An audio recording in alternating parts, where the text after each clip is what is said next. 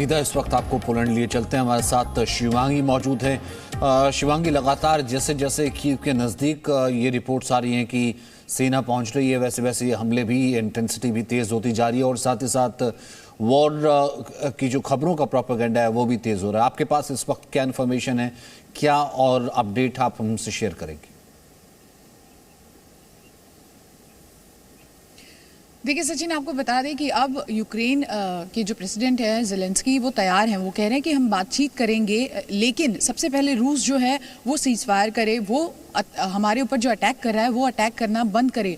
और ज़ेलेंस्की ने इजराइल से ये गुहार लगाई है, अपील की है, कहा है कि आप मध्यस्थता करें। इसके पहले भी अगर आपको याद हो तो 3 बार दोनों ही देशों के डेलीगेशंस जो हैं वो मिल चुके हैं, लेकिन कोई नतीजा नहीं निकला। दोनों ही देशों के जो फॉरेन मिनिस्टर्स थे उनकी मुलाकात हुई एंटालिया में और टर्की ने उस वक्त मध्यस्थता की थी, लेकिन कोई भी रिजल्ट नहीं निकला।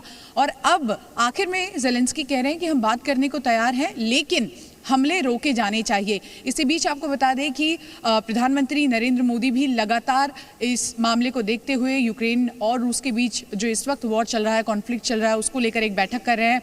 कुल मिलाकर जो तस्वीरें हम ग्राउंड पर देख पा रहे हैं उससे ये साफ हो रहा है कि रोज़ नए नए दावे किए जा रहे हैं। कभी रूस कहता है कि हमने यूक्रेन को नुकसान इतना पहुंचाया है, वीडियो जारी किया जाता है। दूसरी ओर ज़ेलेंस्की अपनी ओर से वीडियो जारी करते हैं और बताते हैं कि हमने भी नुकसान पहुंचाया है। लेकिन 18 दिन हो गए हैं, कहीं भी इस जंग पर विराम लगता हुआ नहीं दिख रहा है।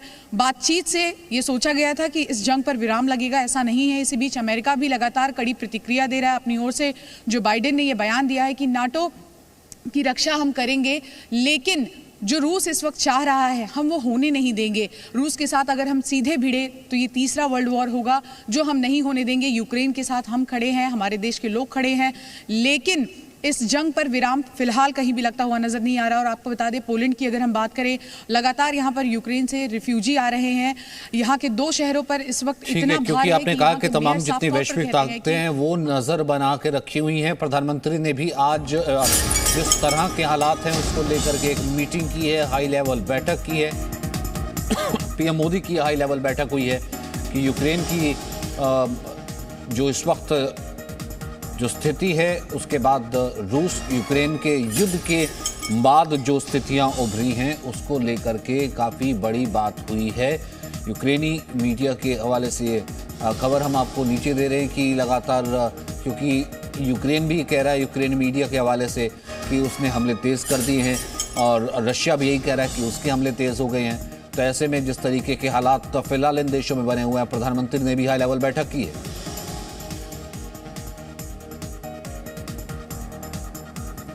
जी शिवांगी, अपनी बात पूरी कीजिए। आप पहले कह रही थी कि तमाम जितने, चाहे वो नेटो मुल्क हों, चाहे जो बाइडेन हो, तमाम नेशंस ने जो है वो इसके पूरी नज़र रखी हुई है। इस वक्त जो सिचुएशन है, ऐसे में ज़ेलेंस्की जो है बातचीत को राज़ी हो गए हैं, लेकिन शर्त उनकी क्या है कि सबसे पहले पूरे हमले रुकें?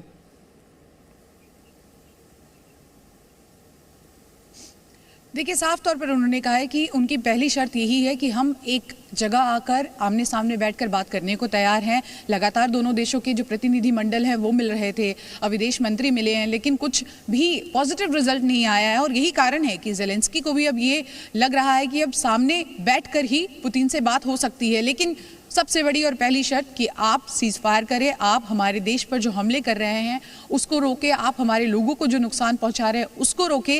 लेकिन ये देखना वाकई दिलचस्प होगा कि जो मांग ये कर रहे हैं, जो ये अपील कर रहे हैं, क्या पुतिन उसको सुनते हैं? पुतिन ने कभी भी ये नहीं सोचा था कि ये जंग इतनी लंबी चलेगी, इतने दिनों तक यूक्रेन सस्टेन कर पाएगा। और इसी बीच तमाम देश, आप देखिए किस तरह से यूक्रेन की मदद के लिए सामने आए हैं, लगातार लोगों की मदद कर रहे हैं, रिफ्यूजियों को कैंप में जगह दे रहे हैं। आपको पोलैंड की अगर हम बात बताएं सचिन, रोज़ाना हम रिफ्यूजी कैंप जा रहे हैं। यहाँ स्थिति ऐसी है, जितने भी रिफ्यूजी कैंप हैं, सेंटर्स हैं, सारे भरे पड़े हैं। और अब ये नौबत आ गई है कि लोग रेलवे स्टेशन पर रहने को मजबूर हैं। कुल मिलाकर स्थिति बद से बदतर होती जा रही है। और लोग भी यही, जब हम आम लोगों से बात करते हैं, उनका साफ तौर पर कहना है कि हमने कभी नहीं सोचा था कि हम इस तरह के दिन देखेंगे। जिन बातों का, जिन मसलों का हल शायद बातचीत से निकल पाता, आज वो नहीं हो रहा है। कुल मिलाकर भारत की भूमिका भी, अब इसमें आप देखिए किस तरह से ऑपरेशन गंगा की जब शुरुआत की गई थी, जितने भी भारतीय यूक्रेन में फंसे थे उनको सुरक्षित निकाल लिया गया।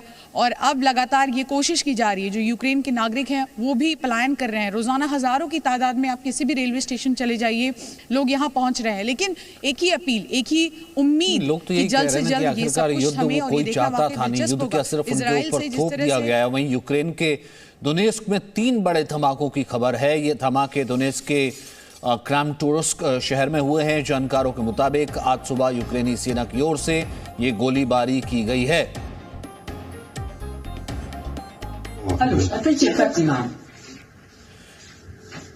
तो देखिए दोनेस्क में 3 बड़े धमाके हुए हैं और उसके बाद गोलीबारी की गई है। एक के बाद एक 3 बड़े धमाके। दोनेस्क में 3 बड़े धमाके हुए हैं और उसके बाद काफी गोलीबारी की गई है।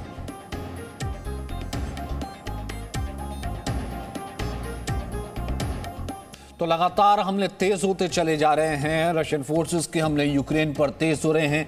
18वें दिन में प्रवेश कर चुका है इस वक्त जो युद्ध चल रहा है। तो ऐसे में युद्ध में वॉर ब्रेकिंग इस वक्त यही है कि यूक्रेन के मैरियोपोल में रूस का बड़ा हमला हुआ है। यूक्रेन के मैरियोपोल में रूसी सेना ने एक बड़ा हमला किया है। यहाँ पर रूसी टैंक ने अपार्टमेंट की इमारत पर हमला किया है। देखते ही देखते चारों तरफ धुएं का गुबार फैल गया। रूस की ओर से यूक्रेन पर हमले का 18वां दिन है और अब ये हमले की इंटेंसिटी काफी ज्यादा तेज होती चली जा रही है। इस दौरान यूक्रेन की तस्वीरें तेजी से बदल रही हैं। हर रोज यूक्रेन के अलग अलग इलाकों में बम और गोलीबारी तेज हो रही है, उसकी आवाज भी तेज हो रही है।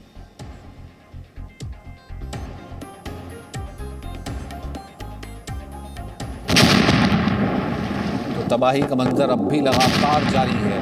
मैरियोपोल में ये धमाका किया गया और मैरियोपोल के इस धमाके में साफ नजर आ रहा है कि किस तरीके से वो इमारत धू धू करके जलने लगी। पूरा इमारत का एक बहुत बड़ा हिस्सा मलबे में तब्दील हो गया और काफी ज्यादा दूर दूर तक धुएं की लपटें देखी गई।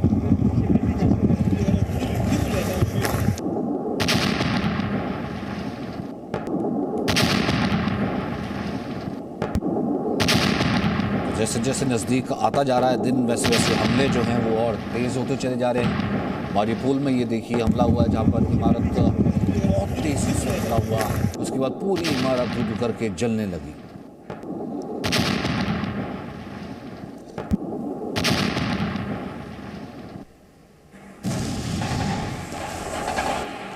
पूरी की पूरी इमारत धू धू करके जलने लगी है जिस तरीके का हमला हुआ। वहीं देखिए कीव में रूस का हमला बढ़ गया है। दोनेस्क पे 3 बड़े धमाके सुने गए हैं। मैरियोपोल में बिल्डिंग पर अटैक किया गया है। इवानो में हवाई हमले का अलर्ट जारी किया गया है। रूसी टैंक का यूक्रेन पर हमला किया गया है, जवाबी हमला। यूक्रेनी सैनिक नम आंखों से उन्हें अब विदाई दी जा रही है, वो सैनिक जो कि अपने देश की रक्षा के लिए शहीद हो गए।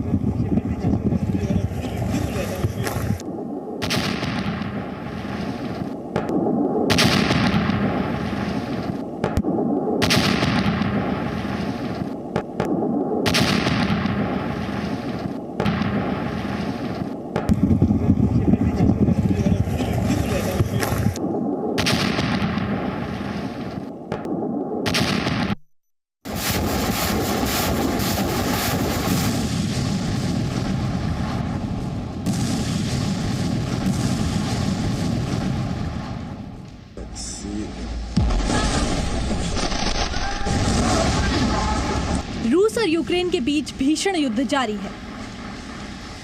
यूक्रेन पर रूसी सेना लगातार हमले कर रही है, जिसके बाद यूक्रेन के कई शहरों में तबाही मची है। यूक्रेन पर रूस के हमले का ताजा वीडियो सामने आया है। यूक्रेन के मैरियोपोल में रूस का बड़ा हमला हुआ। एक रूसी टैंक ने अपार्टमेंट की इमारत पर हमला किया और देखते ही देखते हमले के बाद चारों तरफ धुएं का गुबार फैल गया।